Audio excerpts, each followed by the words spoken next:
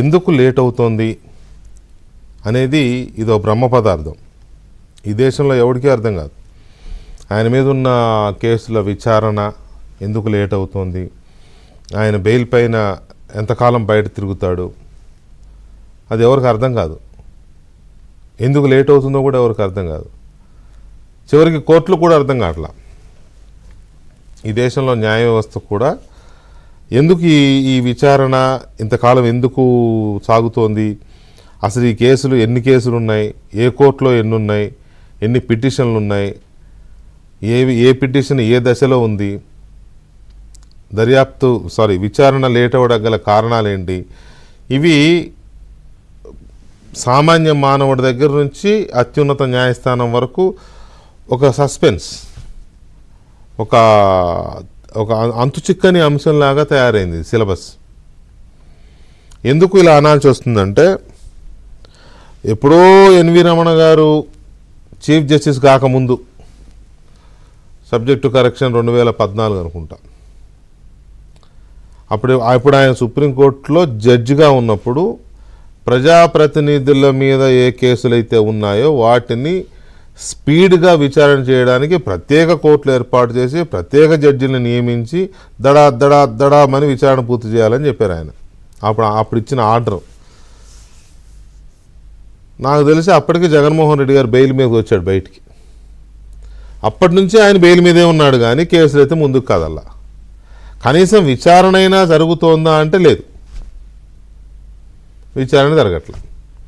నెల క్రితం సుప్రీంకోర్టులో ఎప్పుడో సంవత్సరం అవుతుంది అనుకుంటా, రఘురామకృష్ణరాజు గారు పిటిషన్ వేసి ఆయన బెయిల్ రద్దు చేయాలి,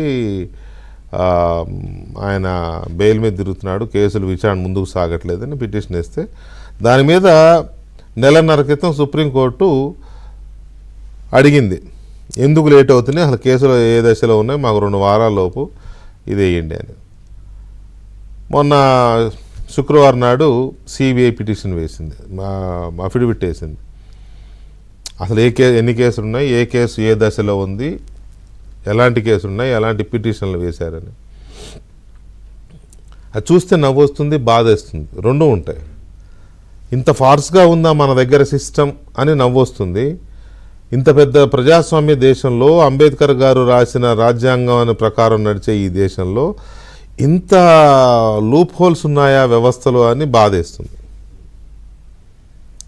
సిబిఐ వేస్తుంది పిటిషన్. ఆ పిటిషన్లో జగన్ కేసుల్లో 125 పిటిషన్లు విచారణ దశలో ఉన్నాయంట. 125 పిటిషన్లు, అందులో 80% కేసులు పెండింగ్లో ఉన్నాయి. పిటిషన్లు 80% పెండింగే, ముందు కదరట్లా.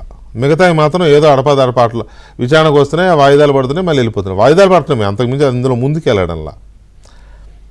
ఒక్క సుప్రీంకోర్టులోనే 15 ఎస్ఎల్పీలు ఉన్నాయి, స్పెషల్ లీవ్ పిటిషన్లు ఉన్నాయి ఒక సుప్రీంకోర్టులోనే 15. వాటిలో 12 పెండింగ్లో ఉన్నాయి. 12 ఎస్ఎల్పీలు అందులో పెండింగ్లో ఉంటే ట్రయల్ కోర్టులో 86 డిశ్చార్జ్ పిటిషన్లు ఉన్నాయి. 86 అంటే మన తెలంగాణ హైకోర్టులో కానీ ఇక్కడ నాంపల్లి కోర్టులో 86 పేరుకు అది ట్రయల్ కోర్టు. ట్రయల్ కోర్టు అంటే ట్రయల్కి వచ్చేయాలి కేసులు. పైగా సుప్రీంకోర్టు ఆర్డర్ ఉంది, ప్రజాప్రతినిధుల కేసులను వేగవంతంగా పూర్తి చేయాలి అని విచారణ. ట్రయల్ కోర్టులోనే 86 డిశ్చార్జ్ పిటిషన్లు గడిచిన 10 ఏళ్లుగా అలా సాగుతూ ఉన్నాయి సుమారుగా. వీటిల్లో ఏ ఒక్కదాని మీద తుది తీర్పు రాలేదు. అసలు ట్రయలే తీర్పు ఎక్కడి నుంచి వస్తుంది, అవ్వలేదు అని సిబిఐ వారు మొన్న శుక్రవారం నాడు సుప్రీంకోర్టులో తమ అఫిడవిట్ వేశారు. సిబిఐ వారు, ద గ్రేట్ సిబిఐ వారు, వాళ్ళే దీన్ని దర్యాప్తు చేయాల్సింది. ఫటమని దర్యాప్తు చేసి కోర్టులో ఛార్జ్షీట్లు వేస్తే ఎందుకు వెళ్ళదు ముందుకి? వీళ్ళు వేయరు, వాళ్ళు డిశ్చార్జ్ పిటిషన్ల మీద వేసుకుంటూ పోతూ ఉంటారు. డిశ్చార్జ్ పిటిషన్లు అలా హీరింగ్కి వస్తూ ఉండగా జడ్జి గారు ట్రాన్స్ఫర్ అవుతారు, లేకపోతే జడ్జి గారు రిటైర్ అవుతారు. ఇంతే, అది ముందుకెళ్ళదు. ఎవరికి అర్థం కాదు, ఏం జరుగుతుందో ఎవరికి అర్థం కాదు. ఒక మనిషి మీద ఇన్ని కేసులు, ఇన్ని పిటిషన్లు, 860 మంది సాక్షుల్ని విచారించారు. దీంట్లో ఇన్ని కేసులు ఈ రకంగా సాగుతూ ఉంటే, ఆయన ఏళ్ల తరబడి బెయిల్ మీద తిరుగుతూ ఉంటే ముఖ్యమంత్రి అవుతాడు. ఈ దేశంలో రేపొద్దున ఆయన రాజ్యాంగం కల్పించిన హక్కు కదా, ప్రధానమంత్రి కూడా అవుతాడేమో. తదాస్తు దేవతలు ఉంటారు, ఏమో మనకు తెలియదు. ఆయన బెయిల్ అలాగే ఉంటుంది, ఆ కేసులు అలా ముందుకు సాగుతూనే ఉంటాయి, ఆయన మాత్రం పదవులు ఎంజాయ్ చేస్తూ ఉంటాడు. ఇప్పుడు కోర్టులో కేసు వేసాడు, నాకు సీట్ల సంఖ్యతో సంబంధం లేదు, నాకు ప్రతిపక్ష నేత హోదా కావాల్సిందే అని. ఎటుపోతుంది వ్యవస్థ, దేశం ఎటుపోతుంది? ఇలాంటి వాళ్ళు ఎంతమంది ఉన్నారు? ఆయన బయట తిరుగుతున్నాడు, తప్పించు తిరుగుతున్నాడు, లేకపోతే ఇంకోటి అంటే అనుకోవచ్చు. ఆయన బాధ్యత జనం మధ్యలో తిరుగుతున్నాడు, పదవులు ఎలగబెడుతున్నాడు, ప్రజాస్వామ్యయుతంగా ఆయన ముఖ్యమంత్రి అయ్యాడు, ఒకసారి మళ్ళీ అవ్వాలని కోరుకుంటున్నాడు.